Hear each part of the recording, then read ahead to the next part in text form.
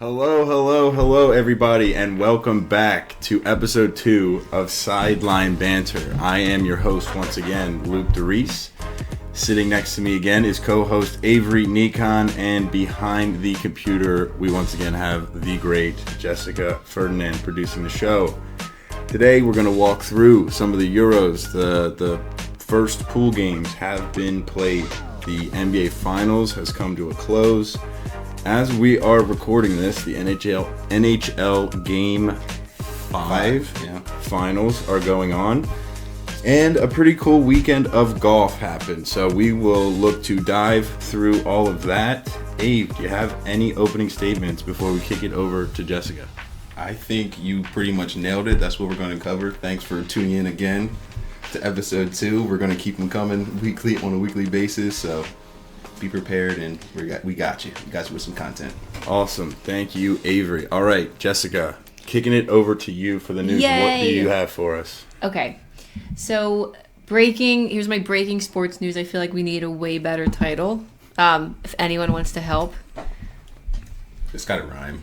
Yeah, okay. It's got like Jess's. So, Oh, you mean for your news segment? yeah. Jess's Jones. Maybe we can get a fan submission on that. Yeah, fan that's submission. good. Let's start a poll going or something. Yeah, let's do that. Jesse's Yay. Juicy News, something like that. I don't Ooh. like that one. No, You don't? maybe All right, like Abe's that. out on that. The juicy. All right, I'm just going to get into our Yeah, news segment. maybe just get into the news, guys. Yeah.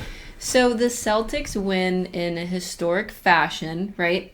By the way, Celtics won the NBA Finals. Really What? segued in there No. pretty quickly. No. I know, I just went for it. Yeah. Seriously? Um, When did that happen?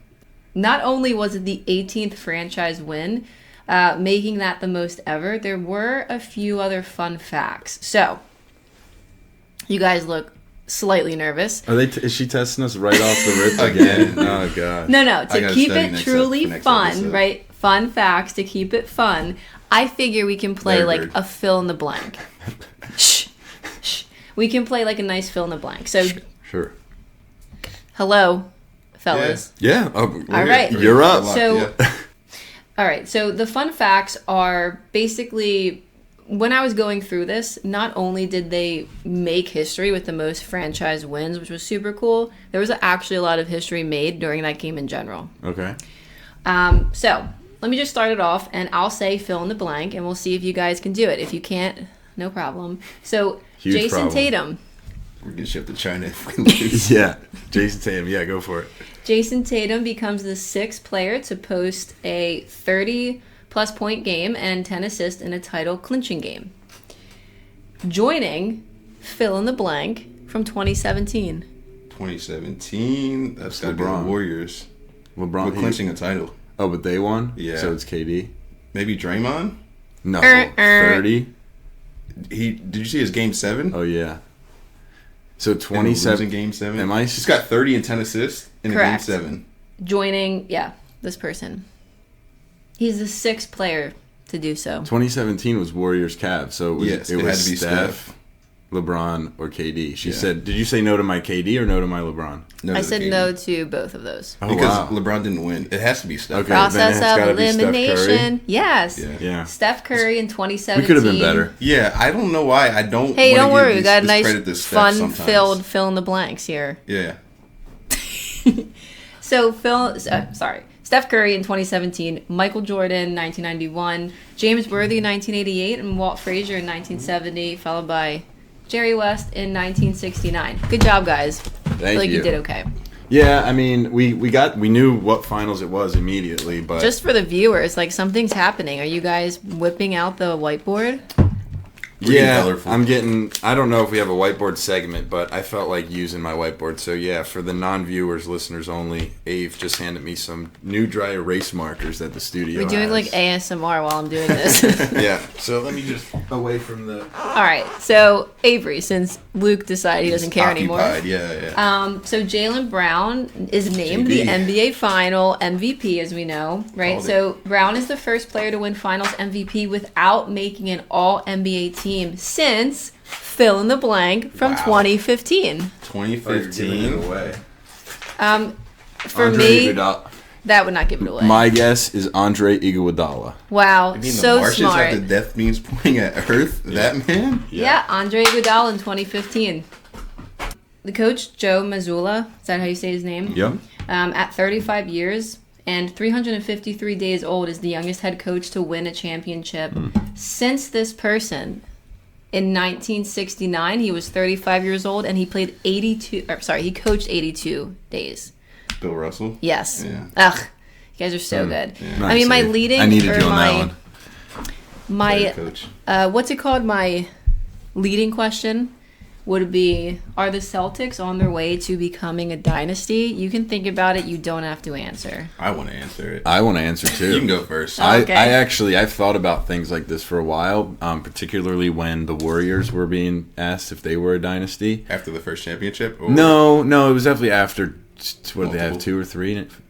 How many does Steph have? 4. It's got 4. Yeah, so definitely after multiple. But the definition of a dynasty, like the true definition as far as like real life political or whatever, is the like continued dominance over whatever subject, but a complete passing of the torch within that. So nobody from the start is On at next the end. championship team. And there could be waves of it.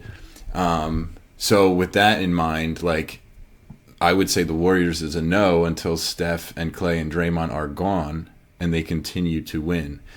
And for example, the Yankees are a dynasty, like 27 World Series over 60 years. And so I would actually argue that the Celtics and, I mean, not the Lakers at this moment, but the fact that they were dominant in the 80s, 90s, and 2000s and 2010s, and actually they won in 2020. Yeah. So like, and it was completely new rosters. That to me is a true dynasty, and so that's why I say Celtics. Yes. I mean, I feel like you're not liking my Warriors I take. didn't like that take. Oh, at all. I didn't like overall. the take over Okay, the yeah. dynasties. Sure, let me hear. Because if I want to say a dynasty, I want to have those same players. I don't want it to be different rosters coming in. That's a whole separate team, you know.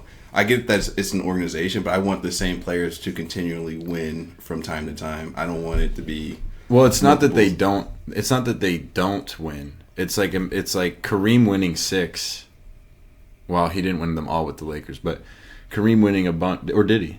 I'm not sure about No, that. I I had to look that up. Yeah, but anyway, like the championships from Kareem and Magic, and then on to Shaq and Kobe, and then LeBron, and so on and so forth.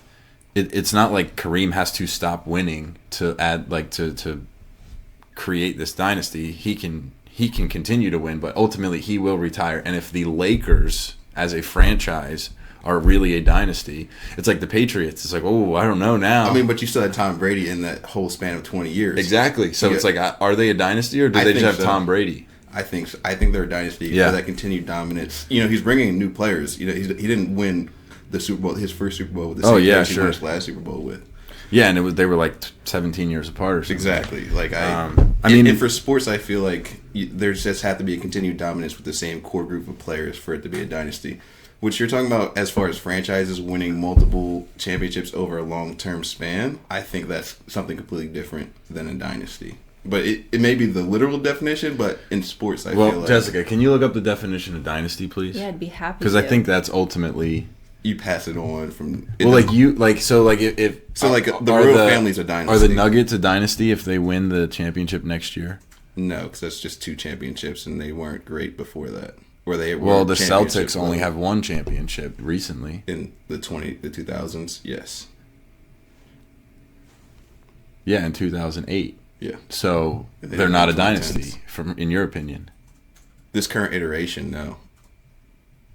Yeah, see, like when I hear, are the Celtics a dynasty, I guess that's fair. Like you could say this team or that team is or is not. But like when you say, are they a dynasty, it's the Celtics as a whole almost. Like, I don't know. Well, all right, let's hear it. Jessica, do you have it pulled up? Yeah, so it's essentially a team or individual that dominates their league or sports for a long time. I first did Dynasty in general, and it took me to, historic things and Like the Kings of history. Yeah, I kind of want to hear the historic Oh, version. okay, hold on.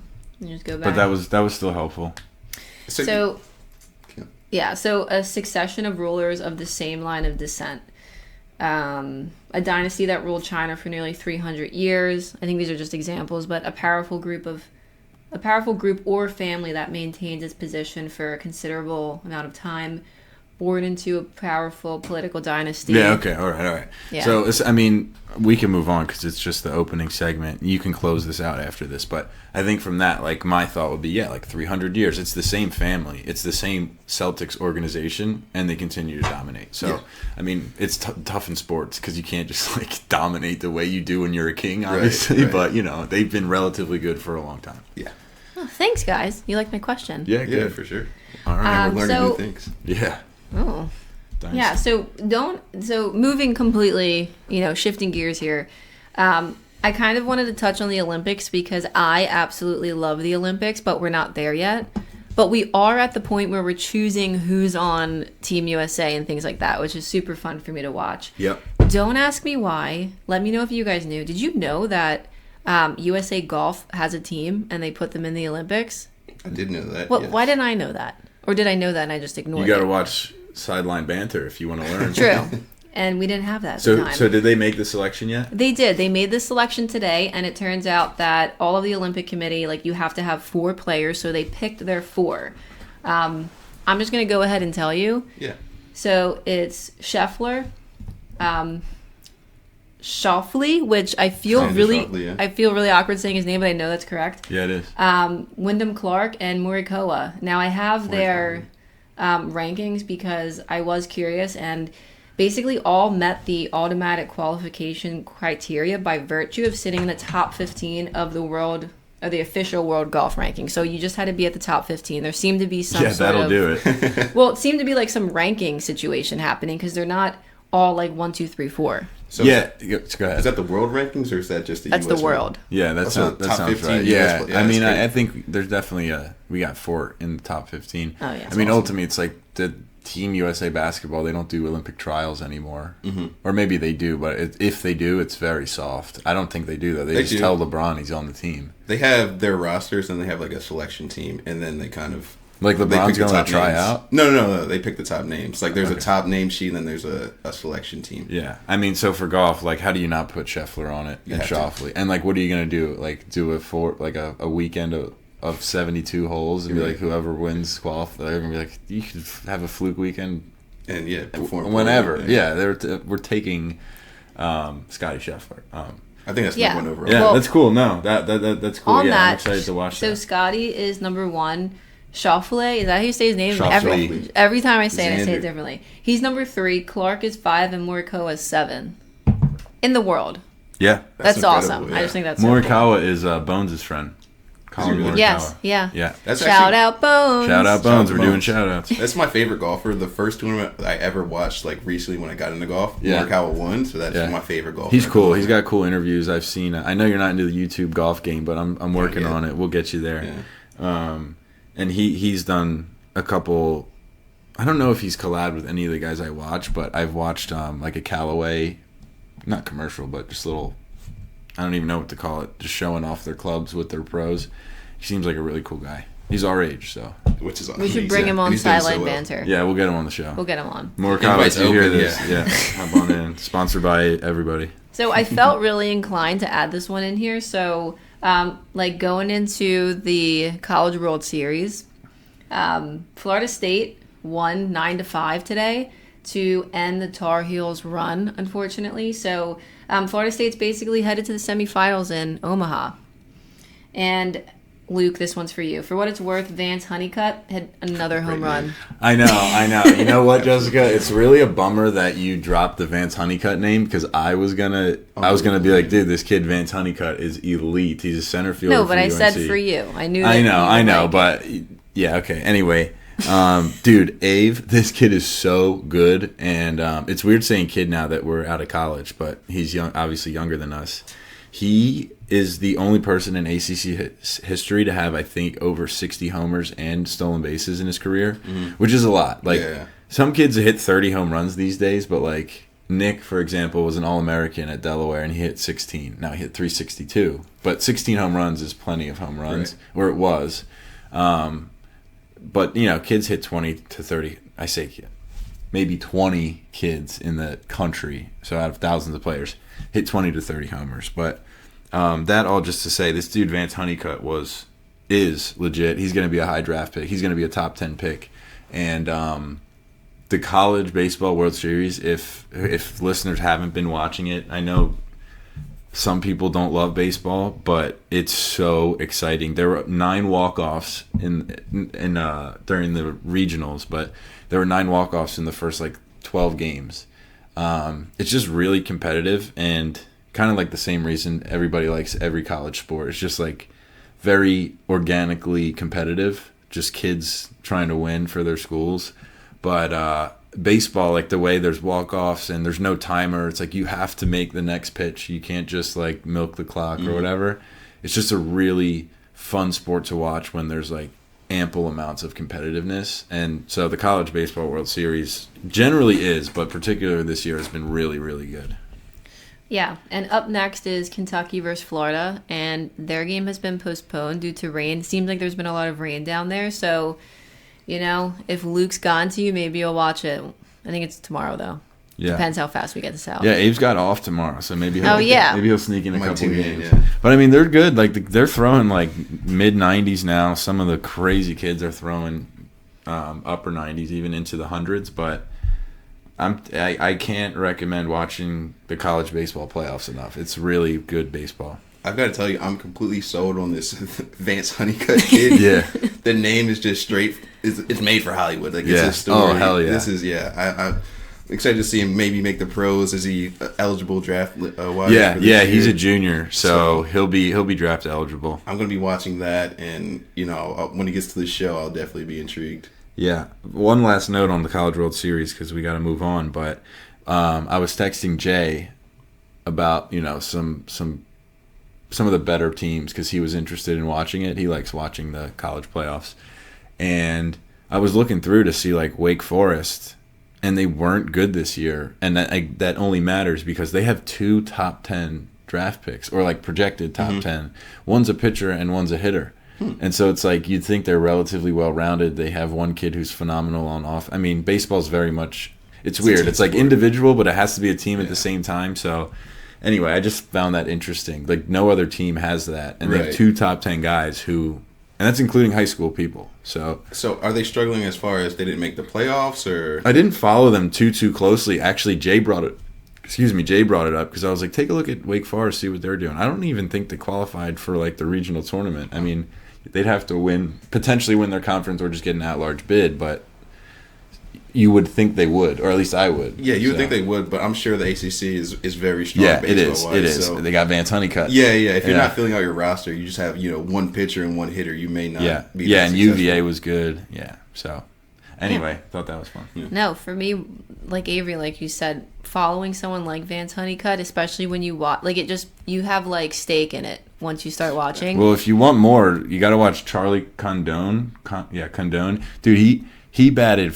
He led the nation almost definitely in home runs, and I think he was second in batting average, or maybe first in both. But he batted .450 at Georgia in the SEC, and he hit 32 or something like that home runs. But so Condon, Travis Bazana from Oregon State, he's probably going to be the number 1 overall pick. Which people baseball are players have the best names for no reason. Yeah, listen to this one. And the third one's from Florida. He's a left-handed pitcher and a first baseman. His name's Jack Caglione, and he throws 94-7, and he hit 24 bombs. So that guy definitely has all of his shirts unbuttoned, everything. Oh yeah. He's another Nick Castellanos. Yes. Yeah, Caglione's fun to watch. Caglione, what a beast. Yeah. Okay, cool. Jessica. That's good. It's segueing into my last one, which kind of came in today. Super sad. I'm not going to break it like I did the last one. Willie Mays, the iconic Hall of Fame center fielder who is known as the greatest all-around baseball player of all time, died today. This was announced by the San Francisco Giants, and he was 93 years old. So I did not know his nickname, which is not a surprise to me, but do you guys know what his nickname was? Willie Mays Hayes? That's all I would have said, too. Wrong. In that case, no, Jessica. All right. Enlighten us. It's the Say Hey Kid. Oh, the Say Hey Kid. Yeah, that rings a bell. I mean, I guess that's why he had Willie Mays Hayes. Willie Mays Hayes. That's what we. That's what we knew. That's. I mean, I can read. I have what happened here just so you guys get an idea. So he was a true 5-tool player, which kind of rings like every bell for me, makes me happy to read that. Yeah. He was excelling at speed, throwing, fielding, hitting, and his averages are career triple slash line of 301, 384, and 557. Luke, do you want to break down those three numbers? Yeah, so 301 is going to be his batting average, which I won't explain what batting average is. I'm going to hope most people know how that works. On base percentage is that, what was it, 357? 384 was the next one. 384 is the on base percentage, so that's essentially batting average, but it takes into account walks. So if you walk, it's just as if it didn't happen for batting average, but if you walk for on base percentage, it does count as a successful, 1-for-1. And then that last 557, that would be his slugging percentage. So that slugging is similar to batting average, but it weighs bigger hits as more. So instead of just a hit or not a hit, it weighs a double as more than a single, and a triple is more than a double. So that's how you can get up, you can have those numbers pretty high, because like a home run is 4,000. Like if we're 8 for 8 with 8 home runs, your slugging would be 4,000. That's awesome. And your batting average would be 1,000. You know how batting average, if you're perfect, is. So the slugging takes into account how many bases you rounded with hits. Yeah, they often do that like they did here. So thanks for explaining that. So he had 660 home runs, 525 doubles, and 338 stolen bases. Pretty good career. Yeah. Just to finish this off, he was the National League stolen base leader 4 times, led the National League in home runs 4 times, and over 24 seasons in the majors, he grounded into just 45 double plays. Oh my God. You guys like that one? Yeah, that's insane. That is absurd, dude. Wow. Did you want to add anything, Abe? No, I just want to say R.I.P. I don't know too much about Willie Mays Hayes, but I know the name, and the name rings on forever. So R.I.P. Yeah. Willie Mays Hayes. Yeah. The only thing I'll add is I'm happy you ran through how great he was as a player, because I know he's most famous for that over-the-shoulder catch. That's like unbelievable. Is that like the best catch of all time? Yeah. Like I mean, there's some crazy things that other people have done, but like that was the first time where people. Well, I don't want to say the first, but it was very jaw-dropping. It was really an incredible catch. So that's what most people remember him for, and. I mean, not like you have to be a baseball historian, but like, if you're more than just a casual watcher, you're like, no, he was phenomenal. He was great. It's like if Odell Beckham was as good as Randy Moss, and everyone was like, remember the catch, and you're like, yeah, but he had I remember the catch, but did you, like, he had the career. He was incredible. So number 6 all time in home runs. Yeah. So rest in peace to Willie Mays. I mean, 93. That's a nice, good, long life. Yeah. I hope he enjoyed it and was happy at the end of it all. Yeah. Well, thank you, Jessica, for the news segment. Appreciate that.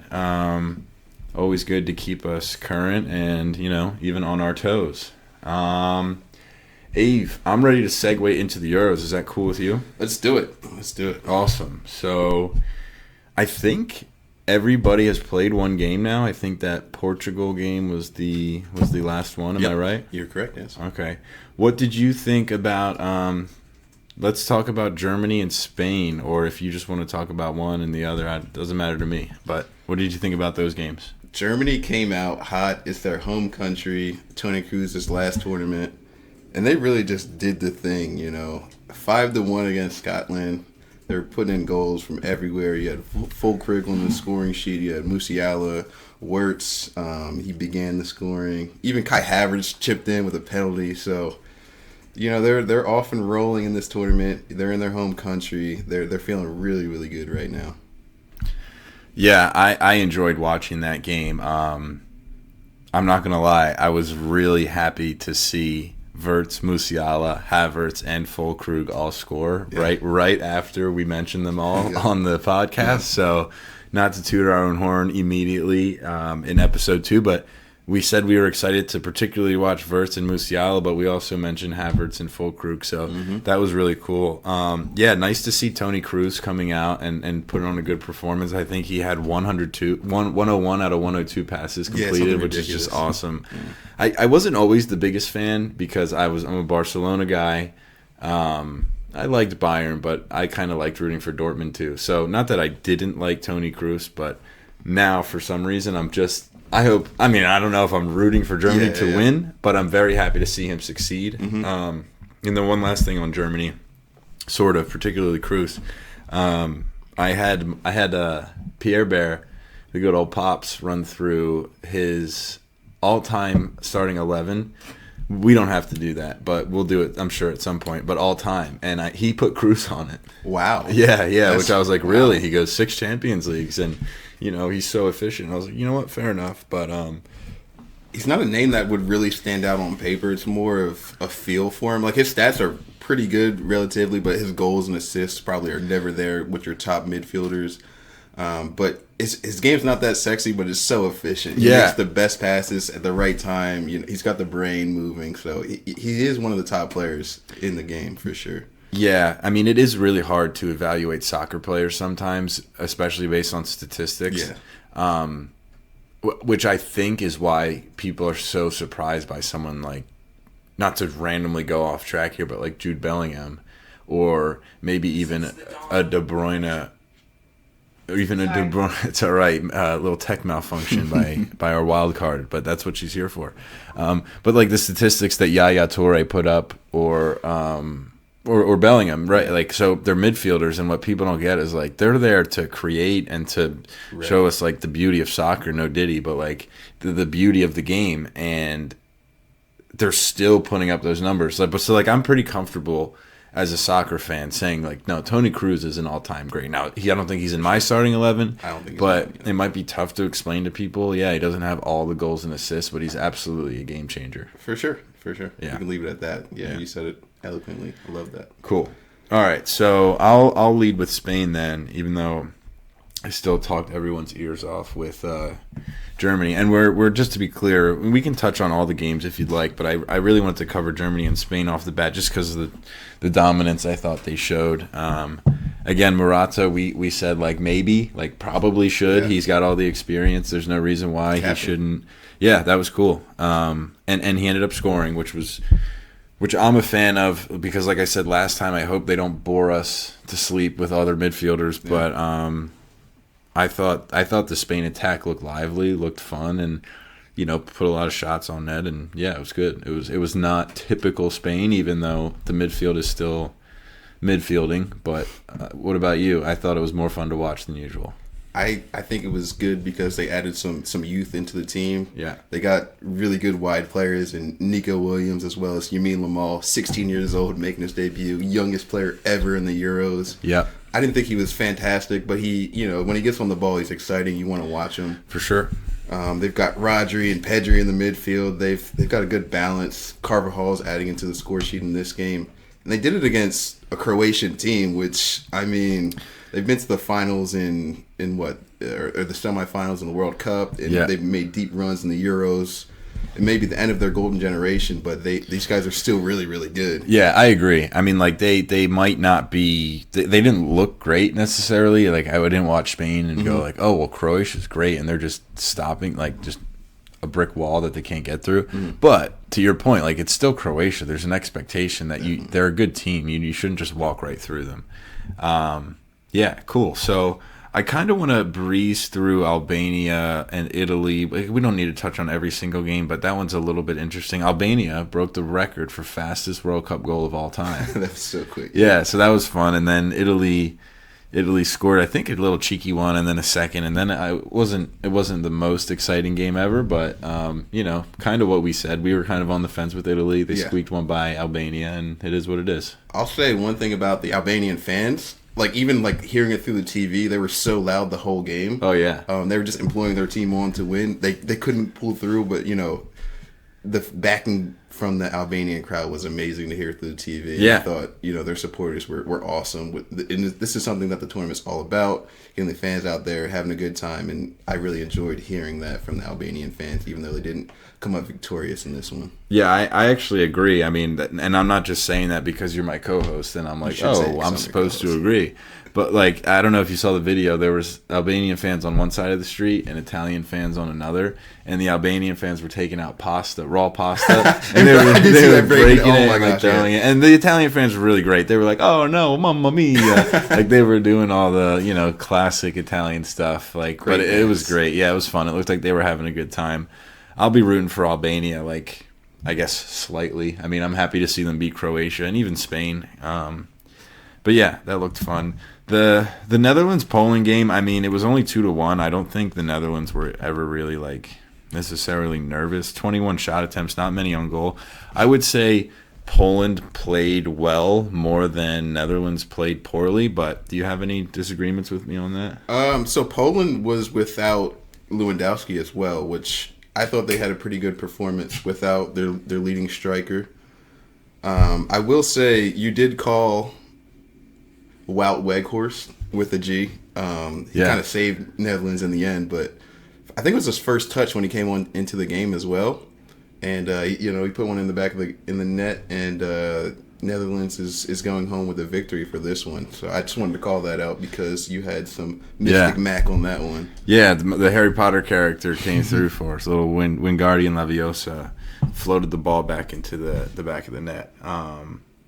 So shout out Woot if you're listening. Denmark, Slovenia. I don't know. Do the people want to hear about that? Nothing crazy. I mean, no. Denmark probably underperformed, but I wasn't like embarrassed. It was a weird game, kind of got blocked up. It was cool to see Eriksson score a goal. Yeah. He literally died at the last Euros of 2021. So did you hear that, Jessica? Do you know the guy that died last Euros? Yes. He scored the opening goal for Denmark this year, which obviously is same country, but yeah. That's really nice. That's cool. Yeah, they I tied. Didn't know that was the Euros. That's crazy. I feel like it was like last year. So it got delayed. It was supposed to happen in 2020 because of COVID. It happened in 21. So it was a year later. So it was only 3 years ago. But that would explain it. Yeah, makes me feel a little better. Yeah. No, you're not way off. Abe, you wanna? So I guess we can segue into England, which you told me it's coming home, mate. So. It's coming. 1-0 win. What you got to say about it? It's coming home. They got the job done. I'm really concerned about Harry Kane. He only had 2 touches in the first half, which is very concerning. I just think there's just so many midfield players in that team. I don't know where he really fits in because he does want to drop into the midfield and touch the ball, but he's not touching the ball at the moment. So I feel like Gareth Southgate is going to have to figure that out throughout the tournament. I don't know if it's because we have Trent in the midfield, who wasn't bad at all during this match, but I think that electing for maybe Gallagher will allow Kane to, have more feel in the midfield, maybe get on the ball more. But I'm looking forward to Kane giving a better performance. I just think he was kind of non-existent in this game, so... And you think Gallagher will give him a better opportunity because he won't need the ball as much as maybe Trent did? Yeah, because Trent's great with the ball. He's fantastic. But I feel like it'll just give the England team a little bit more balance as well defensively.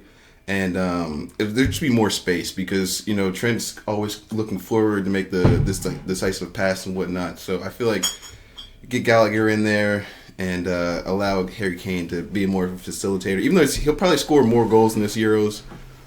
But yeah, just get him on the ball because he can make magic happen. Yeah.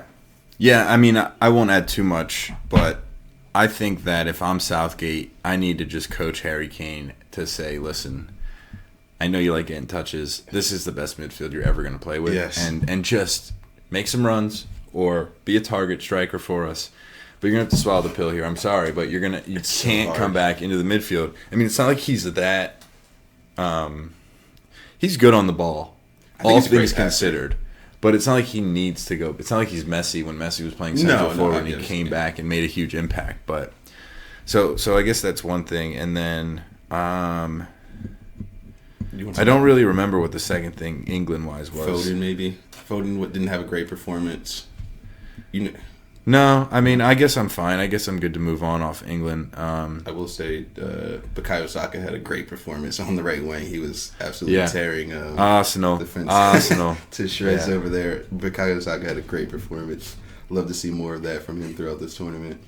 Yeah, I mean, I'm sure they'll be better. I can't stop looking 1-0 Serbia. It's like Yeah, got the job. They got to get opening better. game. Yeah, Belgium's on the score sheet. They'll get better throughout the group. That's true. That happens a lot. Yeah, you got to build up into it. You don't want to blow your load on the first game. You want to work hey, your way. yo. Way into the tournament. Yeah, definitely don't want to blow your load on the first game. Never. So 1-0 is actually maybe a nice conservative win for them. Mm-hmm. Cool. All right, I don't want to breeze over these next two, but I definitely want to touch on France and Portugal. But pretty fun from Romania, 3-0 win. I think it was their first win either in a great deal of time or potentially ever. But I don't think it was ever because when they had Hadji and those guys, they have to have won a little bit. So that's cool. I mean, we had Ukraine. We were confidently with Ukraine. I mean, it's not over. It's only the first game. But we thought Ukraine would do a little bit better. It is what it is. Kudos to Romania. That's fun. And then Belgium lost. I didn't get a great look at this game. Biggest but upset of the Euros ever, they said. Really? Yes. I don't think so. So Slovakia is what? Jess, can you look up what rankings Dude, Slovakia I said has you can in the world? Sorry, go ahead. Yeah. I Belgium's disagreed. number 4. Listen, dude, we both disagreed with this, but I said there was somebody. You can look in the podcast last episode. I remember that part of the episode. And I was like, somebody said Belgium is potentially going to not advance. And we're like, yeah, right. But here we go. So we'll see what happens. I mean, I feel like it just wasn't enough in front of net. Like as far as I actually don't think any of it really looked that great. And the fact that they lost to Slovakia makes me feel like I should be pretty comfortable saying that. Yeah. Slovakia is 48th in FIFA rankings. 48 to number 4. Yeah, no, that's definitely pretty bad. I'm huge just upset. surprised that it's the worst ever. But yeah, sure, okay. Lukaku just didn't look great in front of goal as well. She never does look good in front of goal. Yeah. But He wears the Timberlands, and I never understood why you would wear Timberlands on a soccer field. Because he didn't have spikes in him either. Yeah, it's crazy. Just straight No wonder Timbs. he's slipping around and whatever. All right, so I'll dive into France and analyze that a little bit like you gracefully did England for us. For me, I think that as weird as it is, because it feels like they should have a bunch of this, the chemistry wasn't really there. Thuram starting on the left in particular. Yeah. Rabiot played well, but it still was relatively new. The back line, I thought, played fine overall. Theo Hernandez was great. Yeah, Theo Hernandez was great. He got involved in the offense too. I thought they played fine, but it's still a new back four to really play together a bunch. Now, my perspective in the beginning was I was surprised that Rabiot and Conte were both on the field because they're both relatively defensive-minded. Rabiot can play a little bit, but I wouldn't really bank on him to produce goals, but that's just me. Now, that being said, I think both of them, obviously Conte did. I thought Rabiot was pretty good too. I thought the wings let them down. And at the end of the day, if you're going to play a 2 defensive mid system, and then they essentially play a 4-2-3-1 where they have like 3. They have Griezmann as an attacking mid, 3 behind and then Mbappe. Yeah, 3 behind Mbappe. It's pretty much how it works. Griezmann's going to float around. I thought Griezmann was great, and I thought Mbappe was good enough, better than good. He should have had way more. He should have finished a couple chances. chances. Yeah, but I thought as far as he was running hard, he was trying to get the balls, and he played well. I thought Thuram and Dembele were horrible. Never in the right spot. I don't think they dribbled too much. Thuram took 3 or 4 just disgusting shots. Yeah. I thought if you're going to play those 2 type of defensive midfielders, then your wingers need to produce because they're not going to run up the field with you. Right. Like when Man City leaves Rodri in the back and they have Bernardo Silva and De Bruyne go up, it's like, okay, if Doku and Foden slack off, it's like, well, those 2 midfielders are up there involved too.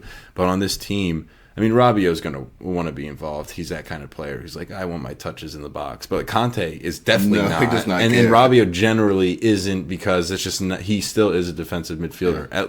I could be wrong about that, but that's how I feel. I feel he's much better served as a distributor, like a true number 6. I don't mean to honor him this way, but like a Vieira, where he's really good at. Yeah, actually, you know what? I take that back. I don't think Rabiot. I didn't mean that he's like Vieira, but as far as just what his game is, he's not gonna go hit long shots. And so anyway, I just think those wingers really let the team down as far as positioning and ambition and all the above, especially when you're going to play two defensive center mids. I'm going to agree with you. I thought Dembele was just poor, like getting on the ball. He just took some wild shots. I mean, it sometimes happens with Dembele. Sometimes he just has a good game. Sometimes he's the best player in the world. Can't shoot. Frank Ribery. Is he right or left foot? Who knows? Yeah, he doesn't. But know. Thuram, I feel like, was just kind of confused in front of goal. Like, he didn't know when to shoot, when to pass. And he was wrong every time. Yeah, he was very indecisive. So, but he had a great season. Like, his numbers for Inter were amazing.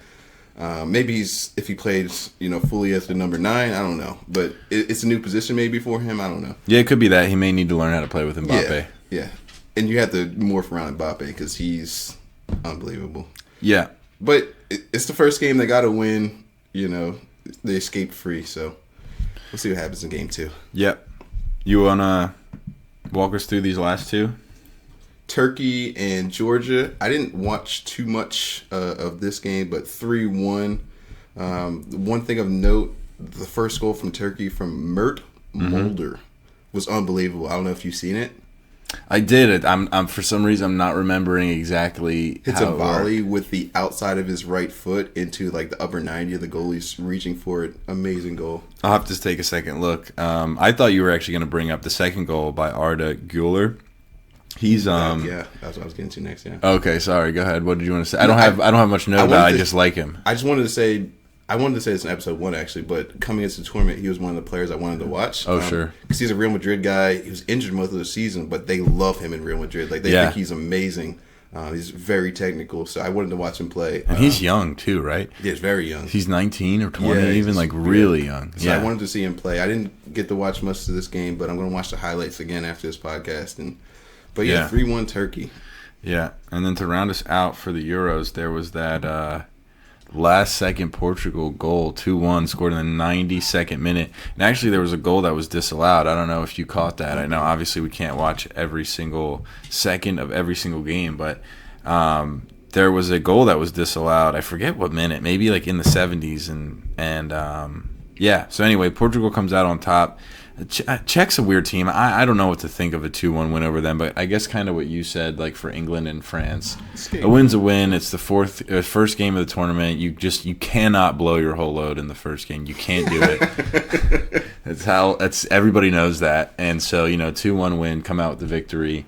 Don't expend all your energy, whatever. Yeah, nobody gets hurt. That's what you gotta do. Oh, one thing, bring back the nobody gets hurt. Mbappe, his nose isn't broken. Yeah, Jessica, you got a good look at that Mbappe nose. What do you think?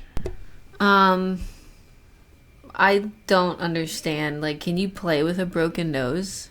I think so. I mean, you get. Yeah, I mean, it's kind of like any other sport in that because it's whenever like the Euros, like he's not just going to sit out. Oh no, he's playing. He I think he tweeted something like, "I need mask recommendations." Text Joel Embiid. He's really going to look like a Ninja Turtle, dude. Holy cow! Rude. He should wear like an orange. He should do orange or blue or something like that's actually. No, I didn't see. Turtle. Speaking of fashion, did you see Memphis Depay's headband? Yes, I thought it was awful. It was blank, wasn't it? And then on the back it said like number 10 Memphis or something. No, but it had like a cool quote on the back. I forget what it is. I don't know. He's just trying to. How bad can a headband be for you to call it awful? Because it's like a basketball headband. It's not like the soccer, the thin headbands. He's got like a real thick one. Oh, like that Neymar used to. Like you're saying the thin ones like Neymar used to wear. Yeah. It's not like that. No. It's like a NBA headband. Like it's. Yeah, I didn't really notice it from the broadcast perspective, but I trust you. I feel like he's just trying to. You're a cool enough guy to criticize someone else's. I didn't think attempts. It was good sweat, but I mean Memphis has got good drip though. But this one he didn't. Yeah, sometimes you miss. So you do miss from time to time. Yeah. One more thing about this Czech Republic, they're calling it Czechia now. Sorry, guys. They're calling it Czechia now. It's just Czechia. It's not Czech Republic. It's just Czechia. Did you see that? Yeah. Is that I see that. Yes. Is that Do you know anything about it? No. Okay. It must be. that's how they pronounce it in their Yeah, it must in be their them. Their I can't imagine that like Yeah. ESPN's just like we're doing this now. Even on the commentary, they were like Czechia versus Portugal's up next, and I was like, what's that? Dude, are we What's going on? uncultured? What the heck? Yeah. I feel like we should know things like that. All right, well, hey, ladies and gentlemen, you learn something every day. Czech Republic is now Czechia, so okay, maybe it's Czechia actually. Maybe. Or were they saying Czechia? They're saying, well, it was an English guy in the commentary. So he could have been wrong. English people don't give it. Yeah, they don't care. Dude, you're saying English, like Yeah, from yeah, England. like from England. Dude, Yeah. I saw this thing, and it's like there are, within a 6-day span, there's like 116 countries that celebrate independence from England. That's funny. That's hilarious. Oh, okay, yeah, you didn't laugh. I didn't get it. All right. Jessica, you got any closing comments for the Euros? Anything that jumped out to you? For the Euros. It's okay if not. I don't want to leave you hanging. Yeah. No. No? Yeah. Olivier Giroud played. She got juiced up Oh for no that. no no Okay. no no no no. You know, It Drew was is actually Antoine Italian, Griezmann, right? and I forgot how cute he is. Yeah, Antoine's a cute guy. That's what Pierre Bear said. He is. All right, cool. So, there is your Euros update, ladies and gentlemen. Thank you again, everyone, for tuning in. Before we segue into our next topic, we have some breaking news from Jessica over there, who is frantically writing on our whiteboard to let us know Yes. that she needs to announce something. I need Breaking to go. news alert. It's literally breaking news because, Connor McDavid, 2 goals, 2 assists, leads Oilers to 5-3 Game 5 win versus Panthers. Are they going to do the thing? Wow, they could do the thing. So they were... Do the thing. That's so exciting. I'll go on mute. No, you don't have to tell me. So, we were saying Connor McDavid's legit. If someone's going to do it, he's in that caliber of players, who could maybe do it. 100%. They've got 2. I don't know where the series goes next, and this will be Game 6, correct? This will be Game 6. Yeah, Jessica, Game can you look 6. up where the next game is? I'm It's not sure. three. It's going back to Alberta. Ooh, That answers our Edmonton. question, Avery. Yep. Edmonton, Alberta, Canada. They've got too many counties, provinces. There's so much going on. Wait, do we in need to get Canada. a flight up there? Because I'm kind of like super invested now. I'm juiced up to do it. Let's What's do up? it. Is that far? Yeah. It's not a drive. But they could really come back. I mean, if this next game, if Game 6 is going to be in Canada, Yeah. it's getting a little dangerous for Florida right now, for the Panthers. I'm a little bit nervous, a little bit wary. What do you have to say, Lou? So, I'm looking at the history. I thought the Flyers did something like this. I think they may have came back in 2010 from... I think that was the. I'll I don't think it find was it. the Stanley Cup. No, it finals. wasn't. It was the conference finals. But was it though, no? 3-0 or 3-1? It was 3-0 for sure. Yeah, it was. Not only was it 3-0, then I'm glad you're saying Penguins this. too? No, it was the Bruins. Okay. I knew it was the Bruins, so obviously it colors. wasn't the Stanley Cup. Yeah. But yeah, so the Flyers did it against the Bruins, and in Game 7, so they were down 3-0. Yeah. They won 3 straight games. Yeah. And then they were losing 3-0 in Game 7, and then won 4-3. Wow. So that's like awesome. That's a pretty cool way to do it. But yeah, sorry, I kind of blacked out there and was looking up this Flyers thing because I knew something like that was happening, or had happened. I'm also seeing to join. So the Flyers did that with a late goal from Simone Gagne, my favorite NHL player of all Super time, by the French. way. I love Super Gagne. Canadian. To join the 1942 Maple Leafs and 1975 New York Islanders as the only NHL teams to come back. So it's been 2 NHL teams and obviously the Boston Red Sox. Mm-hmm. So, yeah, I mean, listen, I don't know too much about the full rosters, but Florida Panthers have been strong all year, so I'm going to imagine that it's going to be tough to come back for the Oilers from 3-0. I mean, I say tough. They've done 2. It's- They're halfway there. Yeah, I mean, it's more than tough. That sounds silly. It is tough, but, you're right. They're halfway there. They're going home, and they have the boy. So They have the kid, yeah. If there's one name in the NHL that, you think he's capable of doing this, and yeah, McDavid. I mean, I we would said it love to see last it time. happen. Yeah, I mean, well, I can't say that because I know Juan's listening. yeah. I was so. just going to say, as I was getting all excited, Juan, I'm sorry. We love you. Yeah, Juan, special shout out. I know you'll be crushed if McDavid pulls this off, but that'd be great content. No, but so. Juan respects greatness. I think you'd be Juan happy does for respect him. greatness. He Juan's does. like I don't know if the he'd be best happy, person but ever. he'd be okay with it. Yeah. Yeah. But yeah, cool. Thanks for that red alert, breaking Jessica, on the news, yeah. NHL. So anyway, yep. So Keep that it coming. is Game 5 that just ended. The Edmonton Oilers, led largely by Connor McDavid, have just won their second game of the series, and it is now going back to Edmonton for Game 6. 2 goals, 2 assists today. Yes. 2 goals, 2 assists today. Yeah, I think he had 1 and 2 last game. So And they won 8-1, I think, last game. So Really? Yeah, Oh it was yeah, a they blew him blowout, out. yeah. They blew him out. That's right. So Game 6, I'm probably going to tune into that. I'm Yeah, yeah. absolutely, for 100%. sure. Yeah, What day is that? What day is that game? should be Friday probably or something like that. Let me see. June 18th. No, that's today. Friday, the 21st. Friday the 21st. First day of summer. I'm locked in. Yeah, the longest day of Longest day of the year. Okay, cool. Awesome. Well, we covered NHL. That was on the docket, but I like doing it that way. Breaking news, keep us on our toes, keep us honest.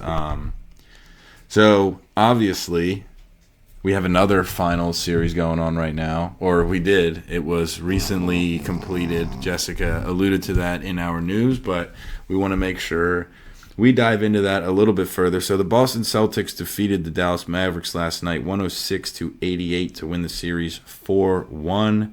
That gave Boston their 18th championship in franchise history. Abe, before I dive in and get your opinions on some of these things I have written down, I actually wanted to see if I could test you. I'm just disgusted by hearing those words that you just uttered. Yeah, I'm sorry. I'm just reading the news, brother.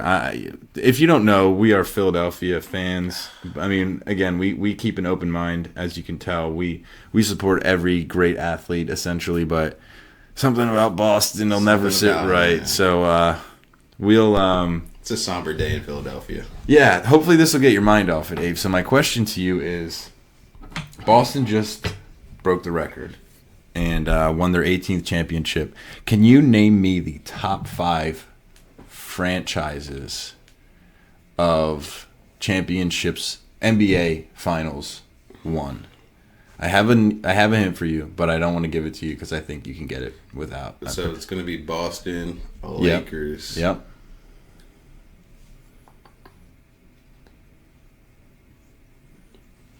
Again, we need the Jeopardy music. That's your job, producer. You said top all right. 5? Top 5, yeah. Oh, Boston. There's a huge fall off after. Yeah, after Spurs. Lakers. Yeah, Spurs are on it. The Bulls. Bulls are on it.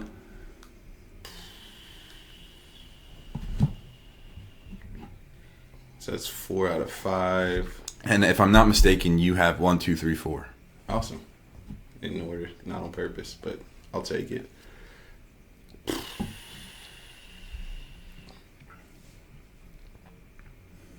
I feel like I should just get one guess as well. There's no... Yeah, I mean, yeah. Yeah, and we don't want to drag this on, so like if you don't I mean, I get can it, help I'll you just- because I know everything. But can you repeat the question? So ChatGPT, what's up? the team has been mentioned already in this episode today. But Abe's going through, he's naming the top 5 franchises with most finals won, most NBA Finals victories most titles, period. So he's got Boston, LA, Chicago, and San Antonio. And I was wrong. You have 1, 2, 4, and 5. Really? Bulls are 4 with 6. Spurs are 5th with 5. And then obviously Boston and LA have 18 and 17. Wow. I mean, I wish it was the Sixers. So you're It's missing not one with the case. 7. 7 titles.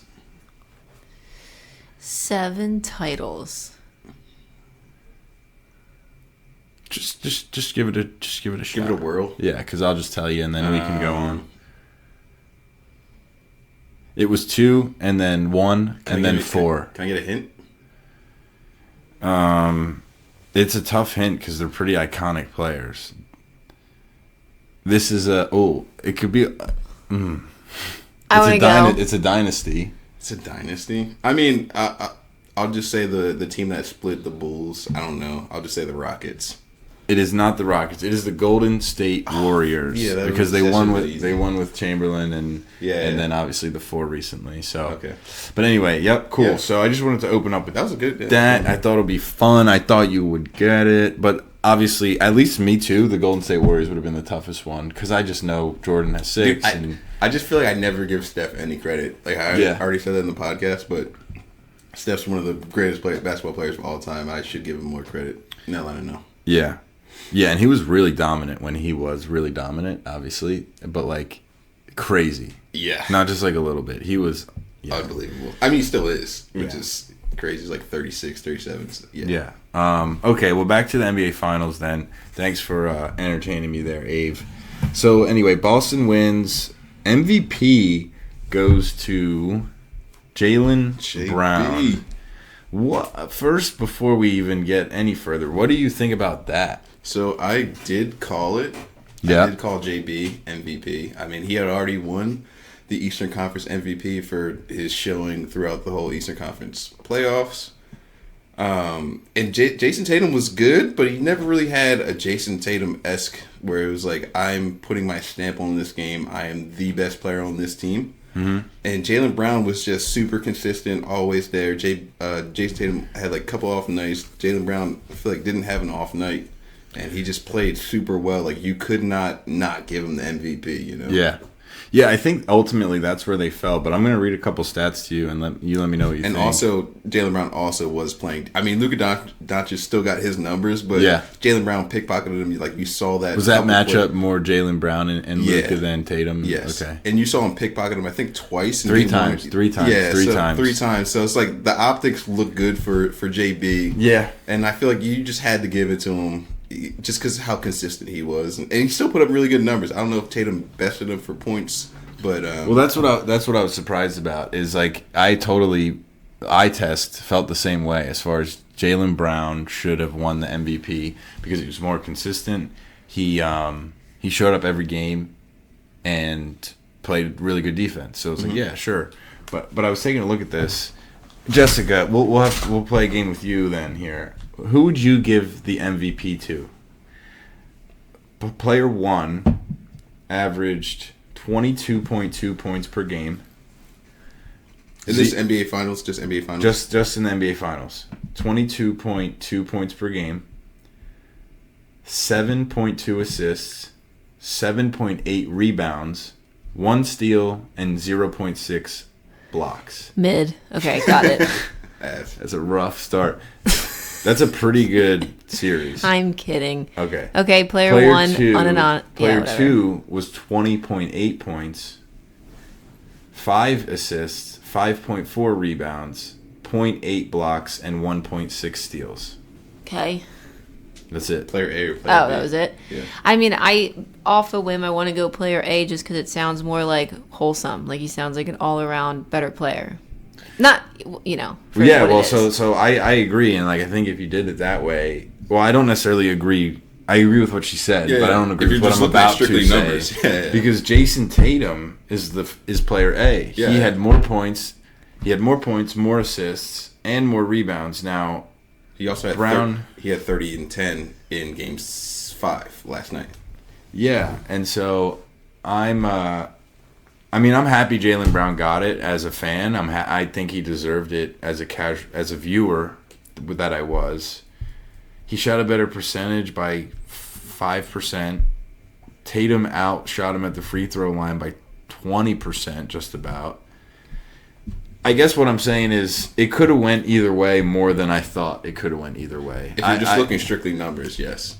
Yeah, okay, so you're saying it definitely should have been Jaylen Brown, though. Just an eye test, for sure. All right. For sure.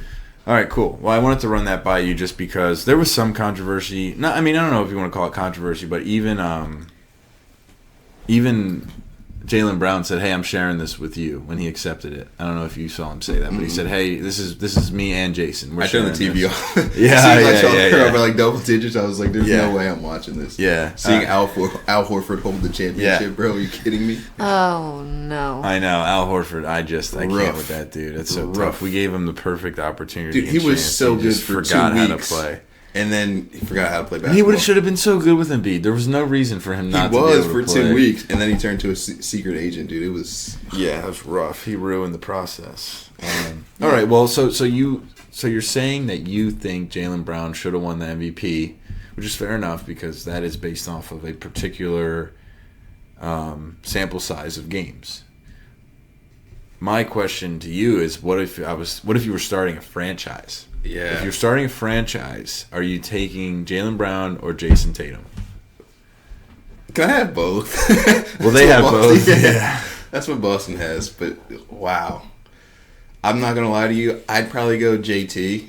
I just think scoring's such a premium, and JT is an efficient score. Like, Jaylen Brown will obviously get near as many points as JT will, but JT just does it so efficiently. You know, he's a better shooter, a better driver. He's maybe less athletic, but shooting is such a premium in today's game. I would take JT, even though his defense may be a little bit more lackluster than Jaylen Brown's. Yeah. Yeah, I don't think I can disagree with you on that one because... Two great players. Yeah, I mean, what are we saying here? It doesn't really matter, but I think ultimately you're right. Just like the raw talent, I guess, of just like the ability to score. Yeah, he's so diverse on the offensive end, and it's great to play defense. But yeah, I don't know. I think I'd take Tatum too. Although I'm a huge fan of Jaylen Brown. Like I root for Brown more than I root for Tatum. Okay, but I think he's almost someone that I would go, that's a special player. Right. I mean, and obviously he's a special player, but yeah. I'm saying like all-time category type, like that's a special guy.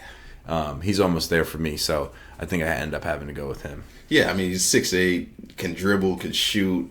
Dude, he can do it all. Yeah. I mean, JB can too, but JT's, I feel like, at a different level slightly. I mean, they're both great players. Yeah, who knows? I mean, like you said in the beginning, I'd be happy with either. Yeah, exactly. Yeah. And Boston has them both.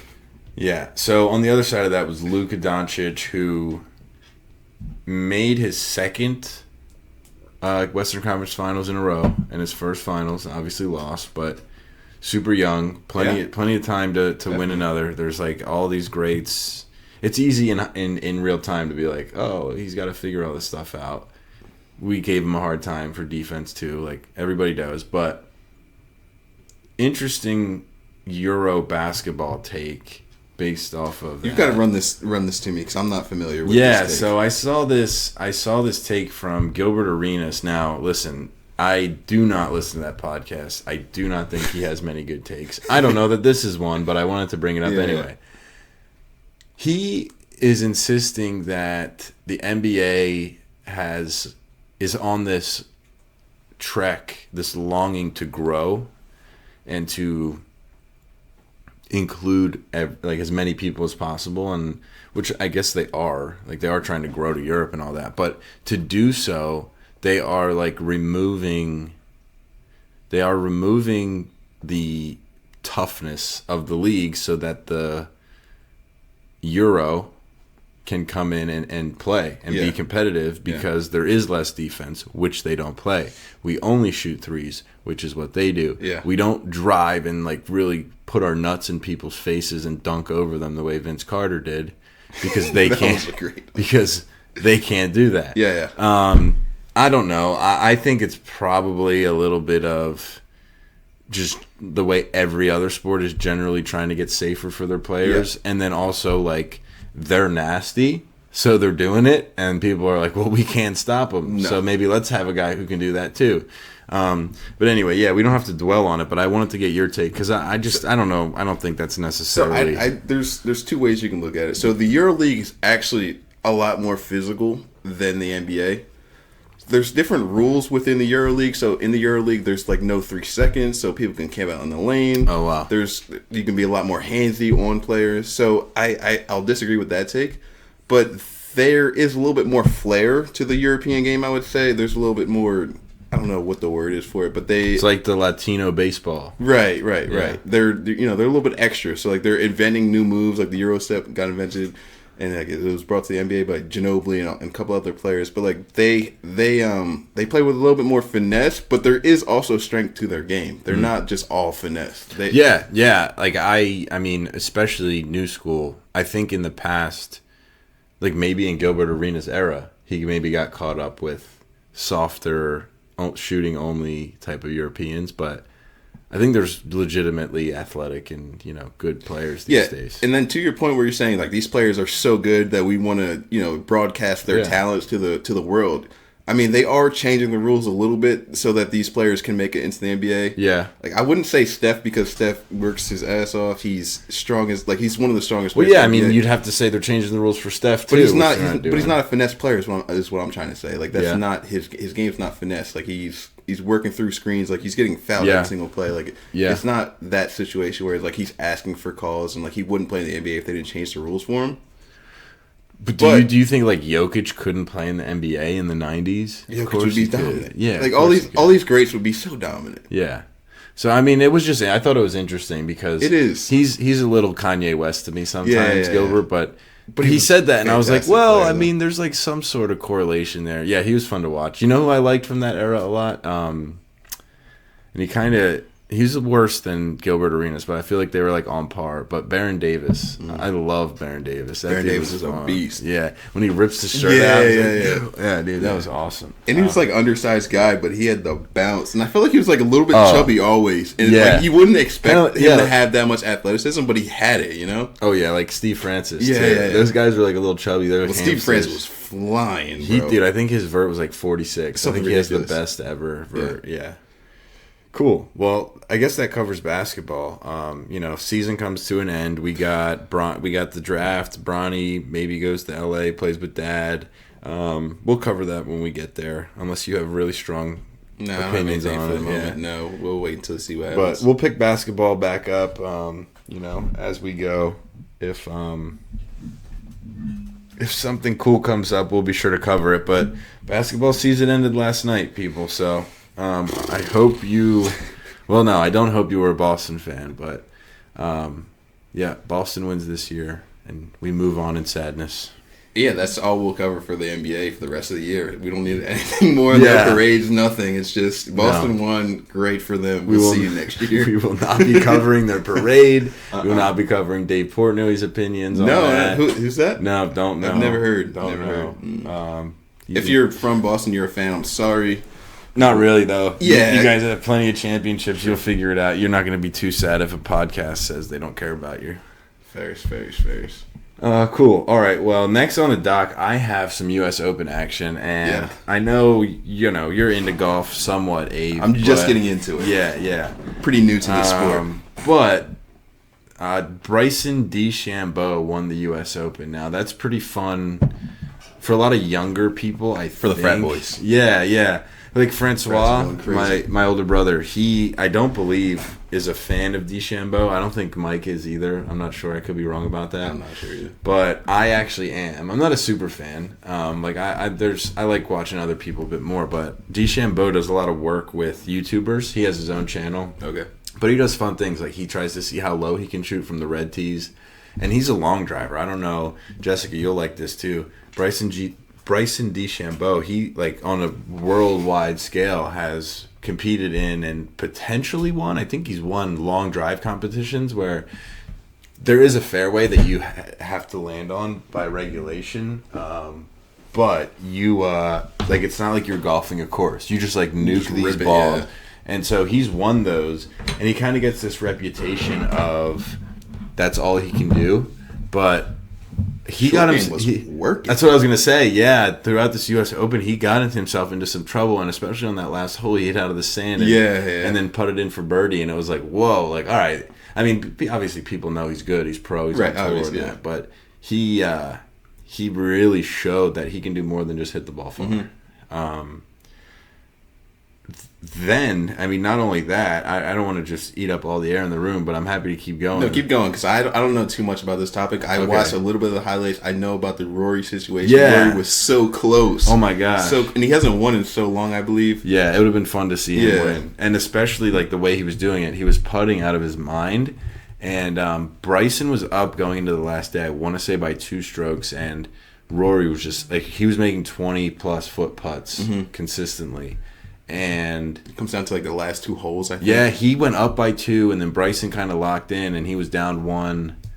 I believe he was down 1 with 2 holes left. Can you give the viewers the full picture of when Bryson hits that shot out of the sand? What hole is that? So that was the last hole. That was 18. Yeah, but I have to walk back a little bit because Rory was up. Rory was up 2 with 2 holes left, and he was a hole ahead of Bryson. So when Rory was hitting 17, he's on 16. Bryson was on 16. So I believe Rory was minus 8 and Bryson was minus 6. Rory on 17 misses a 3-foot putt and bogeys. I could be slightly wrong about each hole, but he bogeys, so he drops 1. Bryson birdies, I believe, and so now they're even. So now they're even. No, he parred. He parred. Yeah, but Rory definitely bogeyed. But Rory bogeyed, and then Rory bogeys. He misses another 3-foot putt after all day. Yeah, being unbelievable on the greens. Feet, yeah, and so he bogeys again, and Bryson is in the sand, and Rory's done. Yeah. So Bryson's in the sand, just watching, and the match is tied. Yeah, because Rory has dropped back down to where Bryson is, and Mr. Long Drive. That's the only thing you have in the bag. Picks one up out of the sandbox, and it dribbles in. You saw the shot. It was gonna be like they talked about it. It's been on ESPN all day. Yeah, it was like 4 feet, and then he's a really cool putter. Like kind of going back to what I was saying about YouTube golf, it's really fun to watch. Usually, it's just scratch golfers or like former Korn Ferry pros, not the PGA guys, but he golfs with a lot of these guys and even has his own channel, but they like talk you through the shot, like, and it's not overly intense all the time, but they're like, hey, I'm 170 out, I'm gonna hit my 8-iron because I have the wind in my back, and I'm gonna try to draw it in and just kind of move it with the wind. Now I obviously can't do any of that when I'm actually just words. Yeah, when I'm golfing, but I at least have an understanding of like, okay, here's how I should think about whatever when I golf. And when Bryson putts, he actually, and most people do this, but they don't take the time to explain it on YouTube, which he does. But they walk to the hole with kind of like a shoulder, their feet shoulder width apart, and they feel the lean.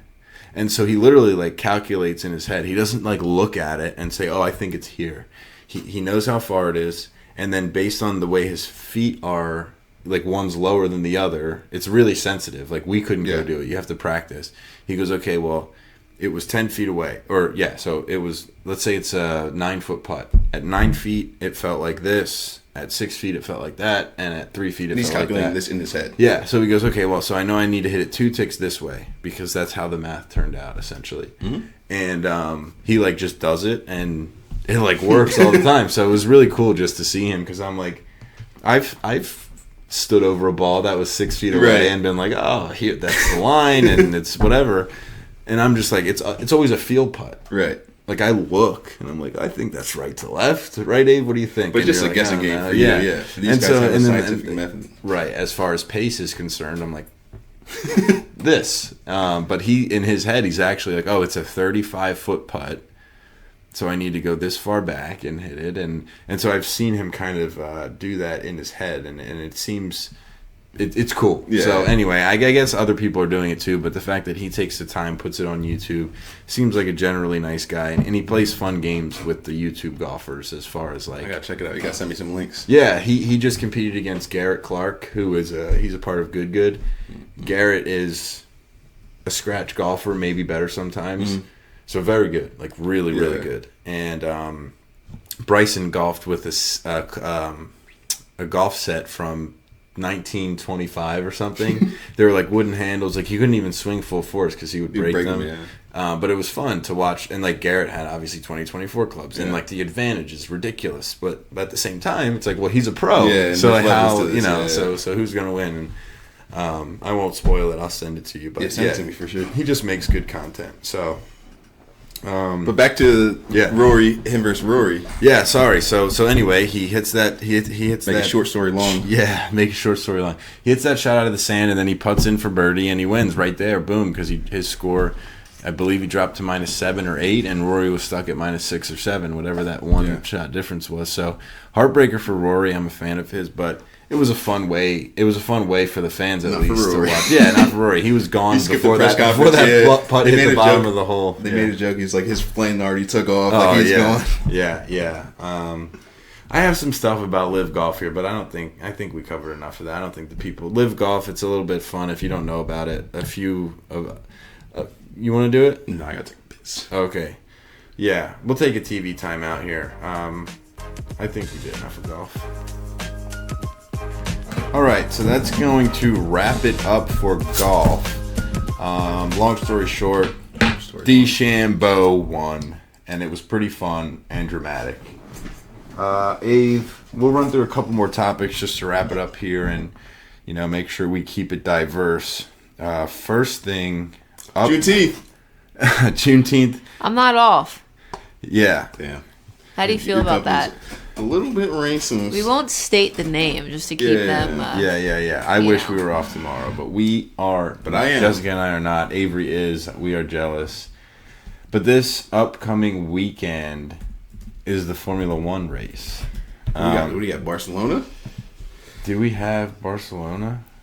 Do we have a Barcelona? All right, we might not go to the hockey game, but let's consider this one. Is it not? Yeah, right? Is it not Canada? No, Canada was the last race, which was awesome. Oh, in that case, yeah. I'm sorry, I'm looking at the wrong. Yeah. It's a Spanish Grand Prix. It's in Barcelona. I'll be honest, I don't have much of intel on like who is and is not good in Barcelona in particular, like what kind of track it is and who's great. But I mean, for me in particular, I'm interested in Leclerc because I'm a fan of his. Mm-hmm. I'm interested in Lando Norris because I think that's fun. Okay. I'd love to see him. And it's our backup. Yeah. Yeah, I'd love to see him sneak in a few more wins before the end of the year if possible. Yes. Because he's a good dude. Everybody likes that guy. Yeah, everybody's even the champions are rooting for him. That's how you know he's such a great dude. Yeah, exactly. And then obviously Verstappen because he's always the favorite going in. Demon.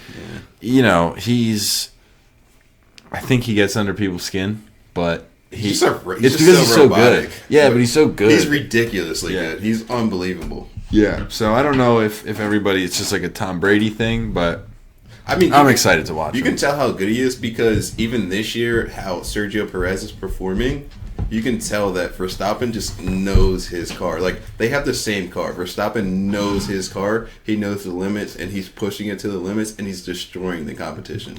Yeah, that's totally true. I want to say, though, not as like a rebuttal as if we're arguing, but Verstappen's car and subsequently Perez's car are built for Verstappen, for his skill. You know what I mean by that? You're saying that both cars are engineered for Verstappen? Correct. And because they have to be the same. Sergio Perez isn't at that level at Verstappen, so he can't. I'm not saying level. Well, yes. First of all, yes. I yeah. will say yes. He's not at that level. But I just mean as far as style is concerned, because they as far as like this vehicle is great in straight speed, or it's good at turning, or it's got extra this or that, and in a sense that they're putting their chips on Verstappen to win because he's the better driver and he's maybe the best driver ever. There's still a driver, or not driver's championship, a constructor's championship though for Red Bull. Like, they need to have a car that both drivers are able to drive so that they can win the constructor championship, which is, Verstappen's got to get points as well as Perez has to get points. Sure, and I mean they're not going to neglect Perez, but I'm just saying I think it tends to lean towards the better driver. And in the case of Verstappen, he's so good that they're like, we can just build it for him, and it's not risky to do that, I guess is my point, because he will win when you build the vehicle that he wants. He's the best. He is the best. Yeah. At this given time, for sure. Maybe, I mean, this run that he's on, he's got 2 drivers' championships right now. He's on the way to a 3rd. He's having an incredible run. Yeah, it's funny to think Hamilton had 7 Grand Prix, right? 7 drivers' championships. Whatever you're talking, yeah. like overall winning. Yeah, I always said winning the Grand Prix. That's just like the one race. No, it's not. The Grand Prix is... They're all Grand Prix. Yeah, that's what I'm saying. Yeah, but the Grand Prix is also the title of the full tournament. Really? I'm pretty sure. I mean, I could be wrong, but I always said like he was like the 2024 Grand Prix winner, I think. Well, whatever. It doesn't matter. We have the same idea, but all that to say, he won 7 times. That's like... 7 times. That's ridiculous. I remember when he was driving, and not that I was particularly a fan. No, I'm saying when he was winning. Sorry, yeah, you're right. fair. But when he was winning, which was like 3 years ago, which sounds crazy. It is so far away, but it I feel was like he just like like 3 years stopped ago. winning, and the world was like, "Oh, Verstappen's the best now." Like 7 years in a row. It might have been. It wasn't around, no. Okay, but it had to be over a lot 10 in a row. years or 12 years. Yeah. Like it was still a With lot in the little. I think it was 3 different like constructors as well.